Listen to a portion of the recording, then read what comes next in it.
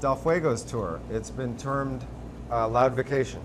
Yes, I think that was my brother's material there, and Yeah. that's what it is. You guys are just kind of getting together to have a little fun? Get something off our chests. Yeah, everybody has jobs. We're the lucky ones amongst many of the rock bands out there, in that we've all had second lives, and we need to return to them. And I don't think anybody wants to do this full time, and I'm not sure that the world wants us to do it full time. So it's a couple weeks, and it's a lot of fun. You said it's like unfinished business. What didn't get done? I don't think we had as much fun as we should have. I think we were young, and we had lots of internal obstacles to get past before we could really start enjoying it. I think we just needed to go out, and whoever needed to hit a bottom, and come back and be able to experience it with a little more purity. I think we were quite capable of getting in our own way, and we knew how to rock, but we didn't know how to enjoy the rocking quite as much as we do now. Once you got back together after so many years of no Del Fuegos, did you experience any kind of psychological regression and kind of just end up back where you were? Yeah, there's, just like families when they get together at Thanksgiving and everybody gets in the kitchen, they're there for about 5 minutes before everybody starts acting like they did when they were in junior high, and the misbehavior kicks in. And bands, as has been noted so many times, bands are like families. So put them in the same room at Thanksgiving, and they regress at the speed of light. And we experience some of that, but we all have some tools that allow us to deal with our misbehavior in a different way. So we don't take it quite as seriously. We know how to sit in the timeout chair. You all have other things you're doing. Yeah, I mean, my kids. The other day I skipped the rehearsals because I was with my boys and I wanted to stay with my boys. But 7 a.m. What was it, Wednesday morning? A tour bus backed down our street, and my sons came out and they checked it out. They were still in their pajamas, and they thought, "Wow, this is really cool." And they admired it for all of 10 minutes, and then you're just a dad again. You're just a dad. And so after all this is done, just a dad. And since the Del Fuegos, you've done quite a bit too.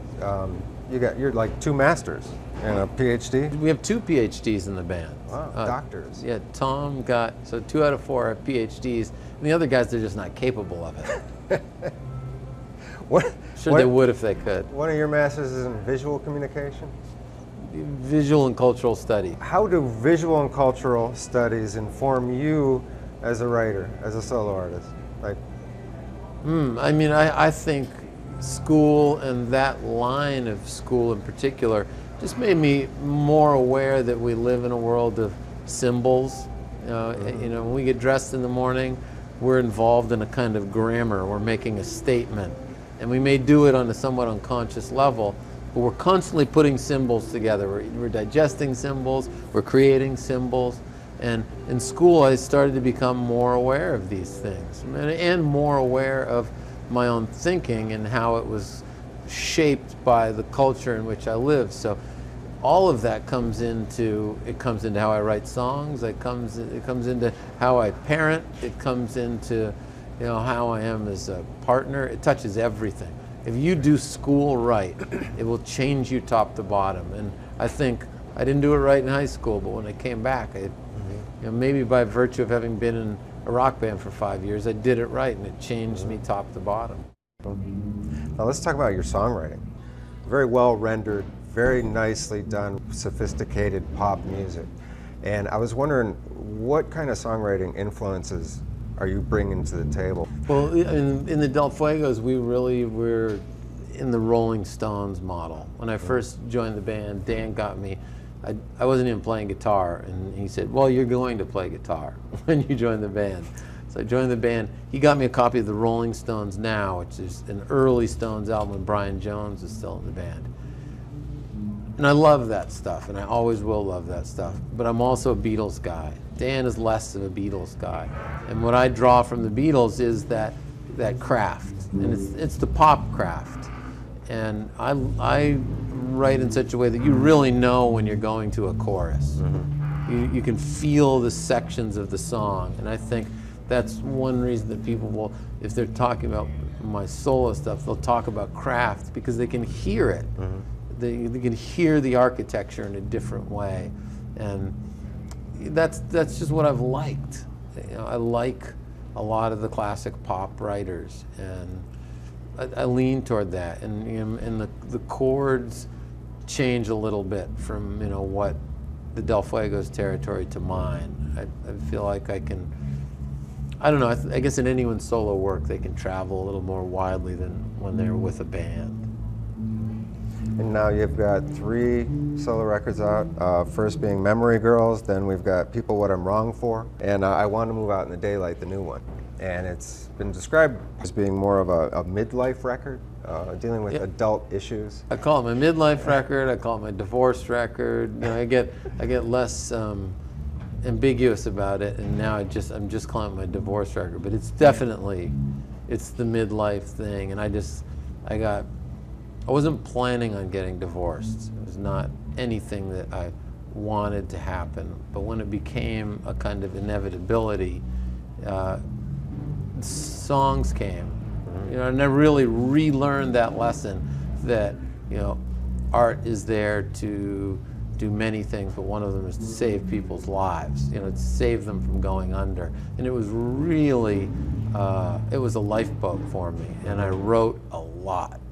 And there were a lot of things I couldn't do because I was so troubled with my family breaking up. You know, my kids are pretty young, and it was just the last thing I wanted.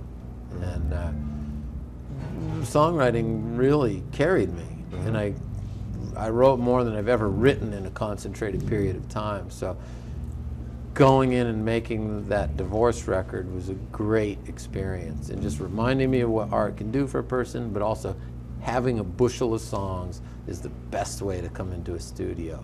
And we had demoed up 35 songs, and we took an odd approach in that we, prior to recording anything, we sequenced the record.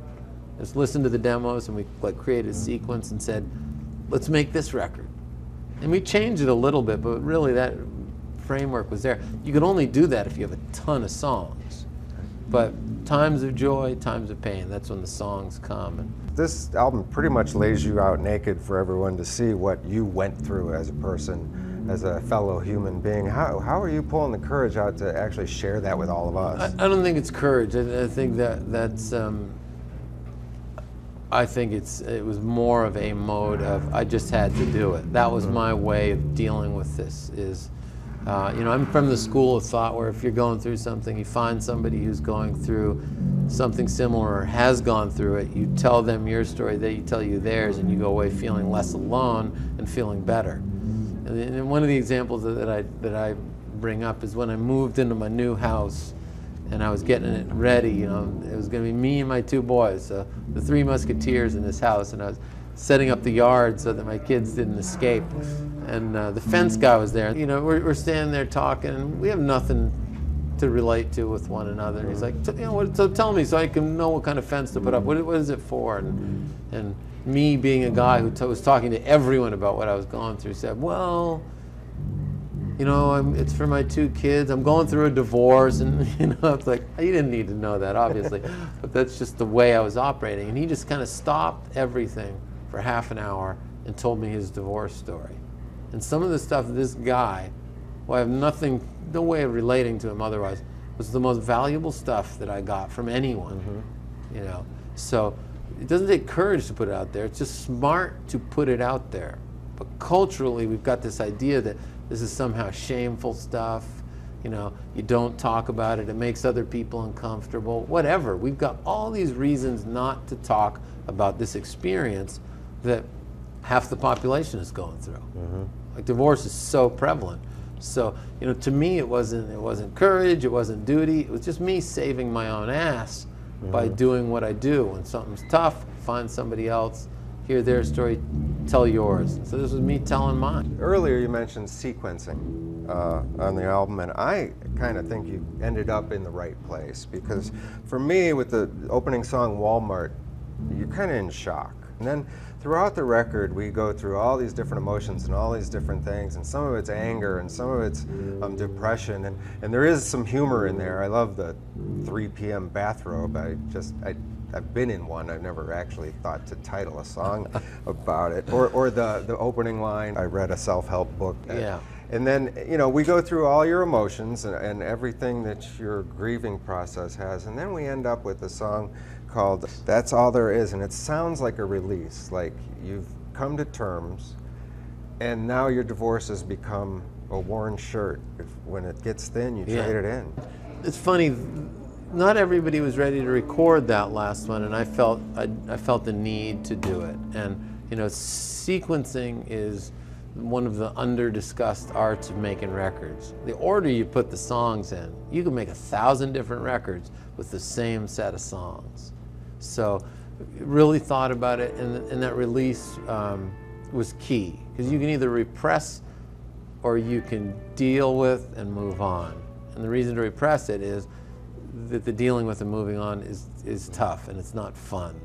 And, you know, some days you feel despair, but if you repress it, it's going to come out in 1,000 other forms. You know, you may go, you know, kick your dog, but it could get a lot worse. So I feel like, you know, write the songs, deal with the stuff, and get to the next happy chapter. And, you know, that's kind of where I am. The next chapter, the future, of course, as Joe Strummer says, is unwritten. Mm-hmm.